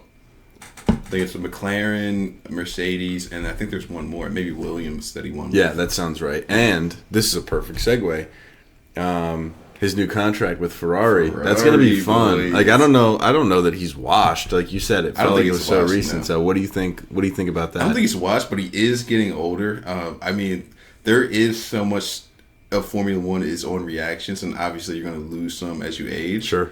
But I think it's a good deal for both Ferrari and himself. Like Lewis Hamilton's the biggest driver in the sport by far, social media wise. Like just success branding aside. wise. Yes, yeah, exactly. I'm not even adding his 7 championships into the mix, but like he moves the needle. Like he makes people want to watch Formula One, like it or not. Like people are tuned in because they want to see him win, they want to see him lose. Like And in a Ferrari car now. in a Ferrari, Like yeah. it's legendary. Yeah, I agree. All right. Well, then, without money and without publicity, like how legitimate do you think he could win a Grand Prix of If they put him in the right car, whatever you're calling it? a driver. You think he could win his 8th drivers' championship? I think he will win his 8th drivers' championship this. No, I don't think he'll win. I think Verstappen's just too good. And the car is just like you said, it's built for him. Yeah, and like Red Bull has been out. Red Bull They've been doing vehicles it have been for so- outperforming Ferrari recently. for so long. I think Verstappen's going to get tired of F1. To be honest with you, like he's got so much aspirations within the driving world. I think he'll move to like Rally car? like GT3 racing. Really? Yeah, I didn't know about that. Yeah, like he's super into Sims and whatnot. So like I think he's got bigger aspirations outside of Formula One. Like he wants to do more. Like he wants to accomplish more. Like he can win as many Formula One championships as he wants, but he's not going to be like fully fulfilled if he doesn't do it in different types of racing. But is Formula One not top racing? It's the pinnacle of racing for sure. So it's just like different But style. the thing is, like a GT3 car is like the closest thing to a road legal car. Okay. So he's going to try to do that. A little bit more fun. Yeah. Okay, cool. So anyway, Spanish Grand Prix coming up this weekend. I believe, Barcelona. there'll be a practice round Great on scene. Friday, and then qualifiers on Saturday, and then ultimately the race will be Sunday. Want a fun fact? Yes, please. Yeah. So, Andrea Kimi Anatelli is the leading candidate for Mercedes to come in for Lewis Hamilton, and I don't know if you're doing it because of him, but the age limit is now moved from 18 to 17, and he'll turn that when he goes into Mercedes, and he's going to be the guy. And he's in, news to me too, as I'm learning, he's in Formula 2 right now. He's the leader, he's the champion, or he's leading the championship for Formula 2. He is. He's a leading. I don't know. If he's a leading contender for coming into Mercedes, he has to be doing a good job there. He's got to be doing a decent job. I definitely saw something about a kid who was a phenomenal driver and had to go back to like high school and stuff, like in and out of very serious races, but it doesn't feel like he was Italian for some reason. But it could be. I mean, it could be Logan Sargent. No, he's American. Yeah, that could be who I'm talking about, though. Is that what you're saying? Yeah, like that's another Mercedes suggestion, I think. So he's racing for McLaren. Is he American? Right now. Yeah. Do we have Americans one, often? Yeah. Who? No, we don't have Americans Okay. often. No, he's like one of the only Americans. Yeah. Okay. So Logan Sargent, he's on McLaren right now. I believe. I might be wrong. Yeah, I don't know if it's say because he of is. him, but I know that there was like they were talking about how there's a lot of sports on Williams, regulations. They restricted him from like even doing testing for Mercedes. So Because he's so young. yeah, That's he's insane. literally going to turn. Let me see. He's going to turn. Oh, Piastri's on McLaren. Sorry. Yeah, Logan Sargent. Is a racing driver for Williams. He is not on McLaren. McLaren has Lando Norris and Oscar Piastri. Wow. But he is an American. Logan Sargent is an American driver. For the viewers at home. It's just so cool to me, like this whole thing, like just like he's. I don't know the way that they are. I'm so used to like baseball, basketball, football, but They're so young. just like the way that they're even stating it, like these guys are like, this kid was judged to have recently and consistently demonstrated outstanding ability and maturity in a single-seater Formula One competition. Like, what are they, just smarter than us? I mean, that kind of reminds me of like Olympic stuff. Those gymnasts and those swimmers and Oh, well, we'll get into that. Don't you we'll worry. save that for another podcast. But like the 16 to 20-year-olds, I used to think that was like cool. Now I'm like astonished. Yeah. Now I'm like, Jesus. Like I want to say I was physically not in my prime, but in good shape when I was 16 to 18. Like I was feeling good. I'm 26 now. I'm probably stronger than I was when I was 18. You can't get off this topic. But it is, I cannot get over that they're competing with other 24, 5, 6, 7-year-olds that like in the world. You would think that they're in their prime. But Katie Ledecky, for example, hold on, we'll save it. But anyway, they're just so young, and I'm so surprised every time I see the Olympics and like 17-year-old blah blah blah from California is, committed to UCLA. I'm like, committed? What? She's the fastest swimmer in the world. Like, what do you mean? She broke every single record. Yeah, and why isn't the person who was 17 last time now 21 and also crushing better that record that you set like, do 4 you get years more ago? buoyant and you can't swim now? Like, I don't understand, but trust me. I I feel like Bill they Nye, come the back, science like, guy. not the next Olympics, but we always see them the next one. It's as if, like, they get hurt or something, or they're not as good, and then they figure it out. It's such a long cycles as well, like 4 years to prepare for. Now, which a sport are we couple talking about? days. You're talking about swimming. Yeah, particularly any sport. swimming, but honestly, there's plenty of sports where I'm like, when I was 25, I was more athletic than when I was 21. Maybe if I wanted to be, I could have been. Like if I stayed an athlete, but they aren't. But whatever. I want to save that because I lose sleep over that stuff. So anyway, good stuff there. Formula One races are really, really impressive. If you're not into that, I know it feels like you're just watching cars drive around, but those dudes are super athletic. They go through a ridiculous amount of G-forces. They lose like pounds every race. They have to stay laser focused. It's really, really an incredible sport. So I urge you to watch the Netflix documentary. Definitely watch Drive to Survive. It's incredible scenes. You see the background stories going into all these drivers. What they're going through as they're racing. It's really good series, and it's really informative if you want to get into the sport. So it's a great place to start. Yeah, or you can find like a European person and just watch with them, because then you're like, wow, you care so much, and then you start to care. That's what happened with me. 100%. Just giving like real life situations. Yeah. Okay, cool. All right, so let's wrap it up here. We have a quick little MLB injury thing. Injury report. Yeah, what do you got, Ave, on the MLB injury report? So Mookie Betts, who's playing shortstop for the Dodgers currently, he actually was batting the other day, and he took a pitch to the hand, and he's fractured his hand. He's out for, I believe, 6 to 8 weeks. It's a terrible blow to the Dodgers. What do you have on that, Lou? Yeah, no, that stinks. I mean, the Dodgers are definitely built to, figure that out while he's out. For sure. It's not season ending. No, I don't believe so. Like I said, I think it's 6 to 8 weeks. Yeah, so I mean, it sucks, but they'll be all right.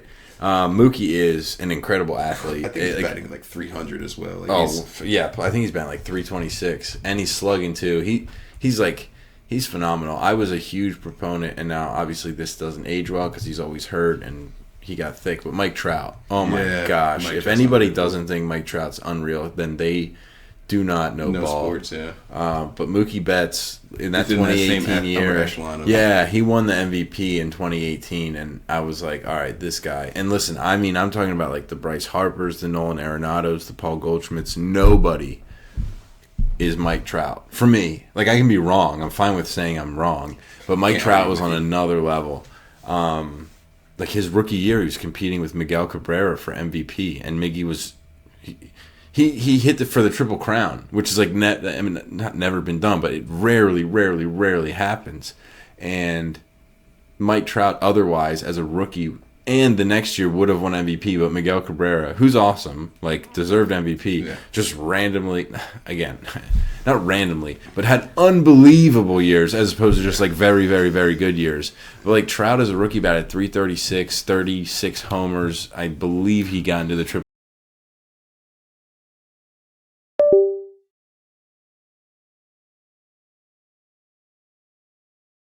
Because Miggy's going to win the Triple Crown. Like, Miggy went nuts. Yeah. So, all that being said, Mookie Betts, at the time and still today, you can put him in the Mike Trout category. He's in that upper echelon of players. He just does the numbers, and like the eye test is there as well. And Exactly. He's just a fantastic player. The game's going to miss him for these next 2 months or so. The Dodgers may not miss him because they're so talented, but baseball will miss him. Not to mention he's playing shortstop and second base this year because they were like, hey, we need to move around the roster and we can afford this guy but not that guy. Can you play short? And he was like, yeah. Sure. He's played right field or center field his whole career, the whole time. Yeah. And shortstop is a maybe catcher, but shortstop is the hardest defensive position to play. So pretty incredible. We'll miss Mookie. He's very entertaining, but thanks for that little. We'll leave the MLB there. There's plenty more season. The season's third of the way through or so. We ran through coming up, so exactly. We'll get into it as they come close to the playoffs. But that's our MLB news for the week. Yeah. We'll do our best to keep you updated on that, but we just wanted to give a little shout out to Mookie. Last thing here, Gervonta Davis, Ave. What do you got for me? Because that's your boy. Tank Davis. He was coming off a 13 or 14-month layoff coming into this fight against Frank Martin Jr. He started off fairly slow in these first couple of rounds, but he got himself into the fight. Like I said, he's coming off like a 14-month layoff. 7th and 8th round, he came on really, really strong. 8th round, he knocks this guy out. Let me tell you, he hits this man with an uppercut and then a hook, and he just goes lights out. I mean, that's what Tank Davis does. What a phenomenal fighter. Have you seen the highlights of this kid fight? Oh, dude, I watched the whole thing. I was pretty cooked up. What was that, Friday or Saturday? Saturday nights or big boxing nights. Yeah, I was feeling good. I was watching that with a little bit of, I downloaded some beverages. Yeah. I think that's what they do. The kids do these days. Yeah, that's what they're calling it. Yeah. Dude, scary. Well, like people, the fighters will say, oh, this is what I was doing, and he only hit me because I wanted him to, and I was kind of testing the waters. He said something along those lines. Not like what I said, but he was like, it had been 14 months. I needed time to kind of figure it out a little bit. Those early rounds were a little shaky, and then I really had him where I wanted him. I actually believe him. I'm like, you know what? The way that fight kind of happened, like, you kind of nailed it with what you're saying. So I'm going to believe you on this one. Because by the, was it 8th round knockout? 8th round knockout, yeah. Yeah, so that 8th round knockout, like, rounds 5, 6, and 7 were starting to lean pretty heavy. Like he lost maybe a few of the first 4. The first couple of rounds, yeah, for sure. Maybe not all the first 4, but some of them. But they were close. Mm-hmm. The ones he was winning towards the end were like he was beating the dude by a margin, right? Yeah, and the only other thing, two more things on it quickly. It was a left-handed knockout, or am I wrong? So I think he hit an uppercut with the right hand and then the left hand. He was already dazed after the uppercut. He was definitely dazed, but the knockout, the collapse when he fell on the ground like a crucifix. Yeah, that was lefty, which is cool. Is he southpaw or is he not? I believe he is southpaw. So okay, all right. So a little bit less cool, but still awesome. Yeah, but just as cool, but not as like I thought it was like ambidextrous situation. Okay, yeah. So that was one thing, and the second thing, Canelo has a very similar knockout that it reminded me of. Like for whatever reason, there's a hit, and then the when they replayed it in slow mo. It was defenseless, essentially. Like the guy's face was like knocked out on his feet. Yeah, it was like reacting to the hit that just happened, and then there was almost nothing fancy to the punch. Like it was almost a little wind but it's so up. Clear, like you see everything. Exactly. Yes, it was like a Looney Tunes wind up, and then spoof, like the sweat, and like the guy had the opponent in both scenarios. Just had no defense mechanism at all. And that's one of my favorite, maybe my favorite Canelo knockout. And I was watching the Tank Davis knockout live, I guess not live because it was the replay, technically, in slow-mo.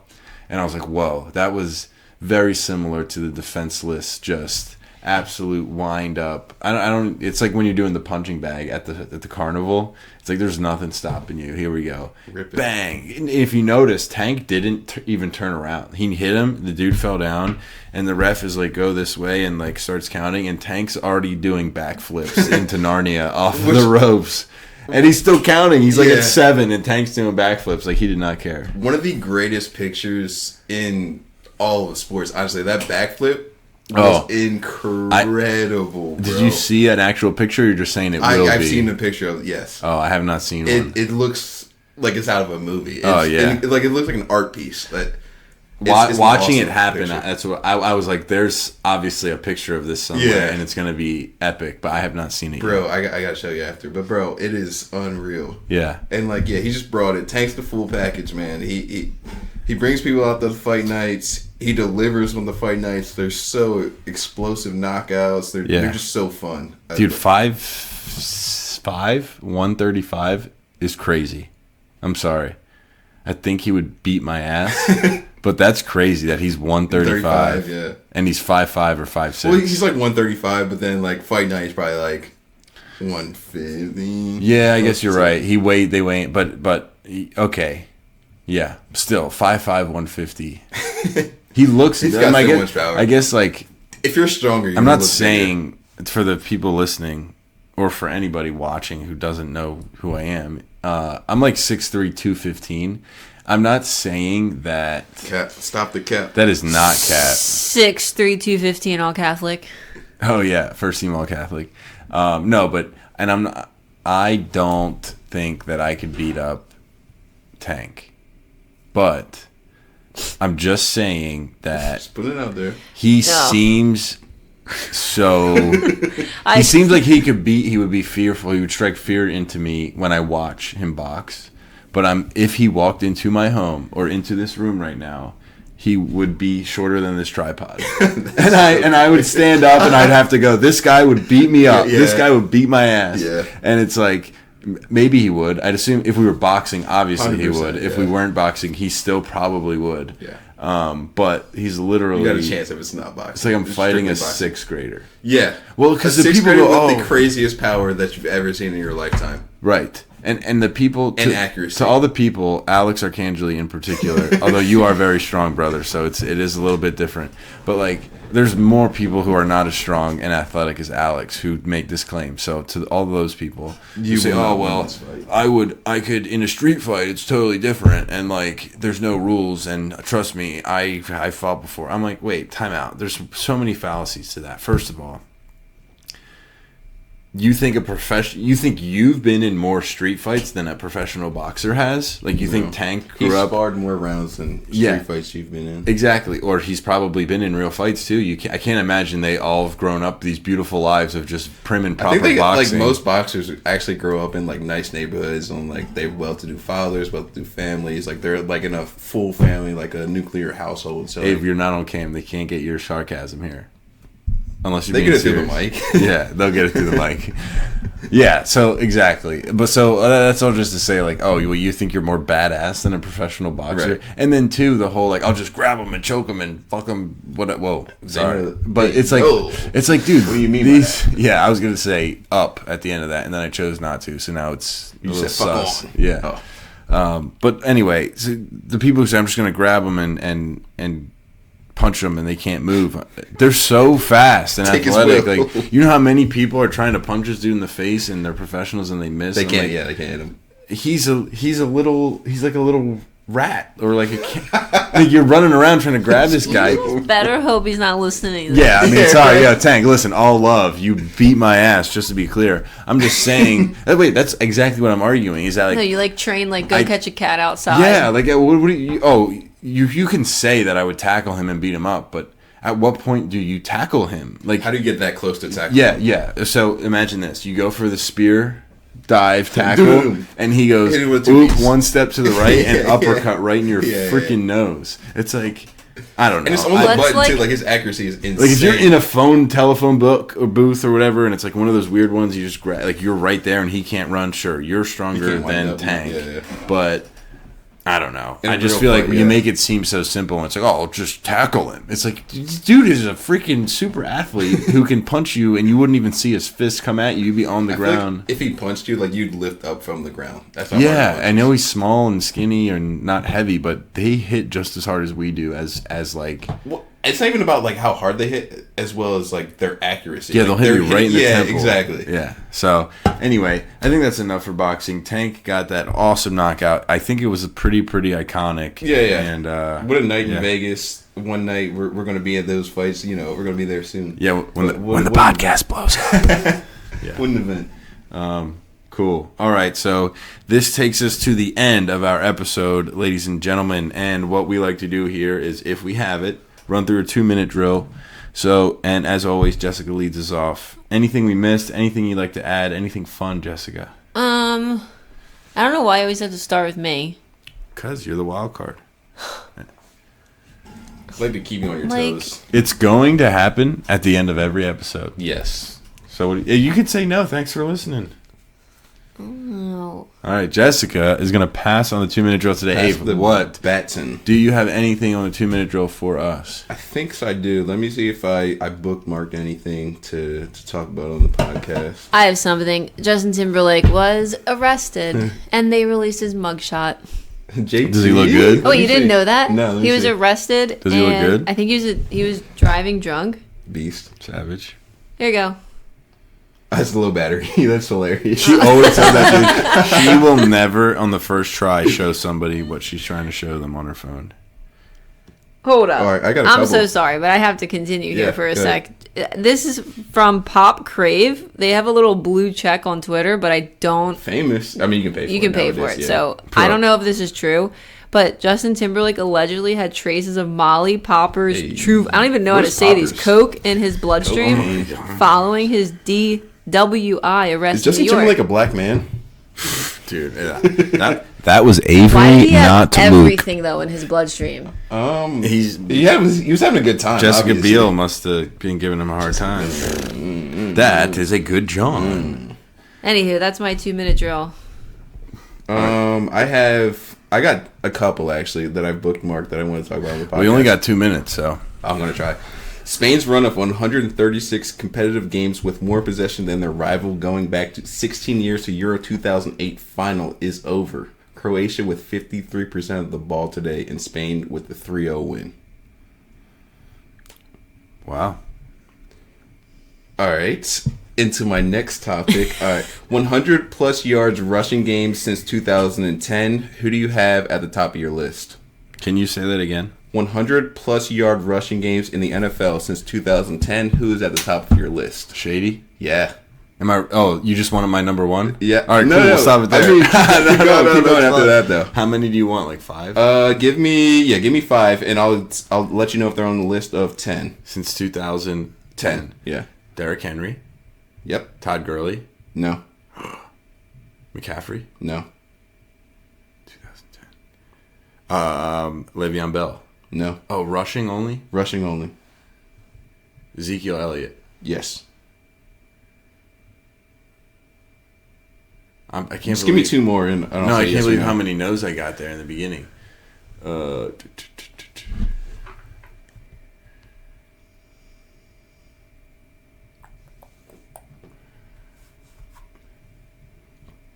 We can just cut this when I said shady, you know? Yeah, I mean, that was great. No, but I'm just kidding. Just No, because no, that's- yeah. I should be able to get freaking 5 out of 10. 5 out of top 10. Since 2010. there's one easy. of This guy course. screwed your fantasy season. Peterson? Yeah. Oh, yeah. I didn't. Why? I just felt like he was kind of. No, he won the MVP. He won 2012. He was. Whatever year that I drafted Offensive him, player. he was like he had 79 points without receptions. Yeah, I think I just placed him in an older category than Yeah. he deserved. And this is since 2010. Just Yeah. give me one more name. Jamal Charles? No. Do you want the whole? I'll tell you the whole list off the podcast. Okay, yeah. This isn't that big of a news, but it was like it was Kai Cenat and Ninja like being like shady to him, but we don't have to discuss that anymore. To who? To each other? No, shady. Ninja was being shady to Kai Cenat because he broke his records. He's always like, yeah, you broke my records, but I don't know. I just. Oh yeah, I mean, Ninja's a hater, dude. Yeah. I mean, I'm a fan of Ninja. Me too. I Yeah. think he did a lot for the game. I think he's 100%. a relatively good dude, but he's a nerd. Yeah. He's a nerd. He's soft. He's like she's gonna, if he ever hears this, he's gonna take that wrong. But Nick Merckx knows what I mean. Yeah. Like he's just like typical, he had his like, success and he won. I mean, yeah. whatever. Should have never went to Mixer. All right, that was not 2 minutes, Ave. You blew it. Actually, no, I think that was 2 minutes. I'm sorry, disrespect to you. Yeah, that was fucked My up. bad, brother. Damn, that was so crisp. So I am not a fan. Well, I'm not a fan of this player, but I'm definitely not a fan. And he has been criticized in the MLB for a long time about like he's not that good. He's just Mr. Yankee. And the New York Yankees. And I just want to read off. So Derek Jeter accumulated Cheats. a higher career offensive WAR than all of these players I'm about to read. Who So says he's not good? a lot of They just say he's overrated. Everyone says he's But overrated. there's like his career Why? is Because unbelievable. A-Rod was better? Yeah, but that's he's a on good roids. take. Maybe. Yeah, but that's not a take. I think that's a fact. But it doesn't mean that Derek Jeter was not very good. I totally agree, which is why I'm about to run through this list. Whatever. we're in agreement. I don't know. Anyway, it's not me. It's the public who say. That's why It's this the post. public. That's why It's this the post public. was created. So all the so he's a shortstop. So SS. like shortstops will get to the Hall of Fame because they're great at defense. Mm-hmm. This is offensive WAR. To be clear to you and Jessica and the listeners. Wins above replacement for the viewers at home. Yeah, wins above replacement. It's essentially like an overall offensive category of how many, like, production. So Derek Jeter was better than these players on offense only. Mm-hmm. But, like, also He's still defense. great. That's Yeah, the he's key still a here. great Like, defensive probably Say it. defense, Yeah, too. Chipper Jones. Wow. Ooh. Albert Pujols. Oh. Ken Griffey Jr. Oh. Nah, it's racist. You gotta take that Yeah. back. It's messed up. You gotta take that back. You know what tomorrow is. Pete Let me Rose. have my day. All right, not Ken Griffey. Not Ken Griffey. No. But Ken Griffey. But Pete Rose. Wow. Pete Rose, which is crazy. You're literally because naming like the best The Hall of players Fame. ever. Manny Ramirez, Whatever. Frank Thomas, Don't The know. Tank. Jim Thome, Okay. Miguel Cabrera, Biggie Ooh. Smalls. and David Ortiz. Be Bob. And so, listen, He's a better they- I WAR would not than those think that- people. I probably would think offense, but I just like a greater career though. absolutely a great career. But if you asked me offensively offensive stats. WAR for any of those Yeah, players, yeah. I would have said that they were higher than Jeter. No, Well, is it because Jeter was so consistent? Yeah, but he was like, I'm just looking too. He batted over 300 plenty of times, and people are like, oh, there's singles in this. Like, he had enough home runs. I think he he's played in the Yankee 300s. Stadium though. Yeah, I don't know. Overall, I just wanted to share with you that, like, listen, No, that's insane. you will maybe never hear me, Hype up a especially Yankee. for no reason, hype up a Yankee. But I saw Gotta that take today, the and I wins was when like, we can. interesting. How about like, Mariano Rivera? We got More take people- the wins when we can. More people have walked on the moon than have scored in the playoffs against Mariano Rivera. There, you just talked about We gotta another take the one. wins when we can for my Yankees fans out there. Yeah, shout out Yankees fans for now. Shout out Leanne, future Leanne Kirby. Whoa. Cool. Ooh. All right, everybody. Well, thank My you God, you didn't even for propose yet. tuning in to episode 2 of Sideline Banter. We hope you enjoyed. We will continue to cover the worldwide plethora of sports and share our bants with you. Thank you.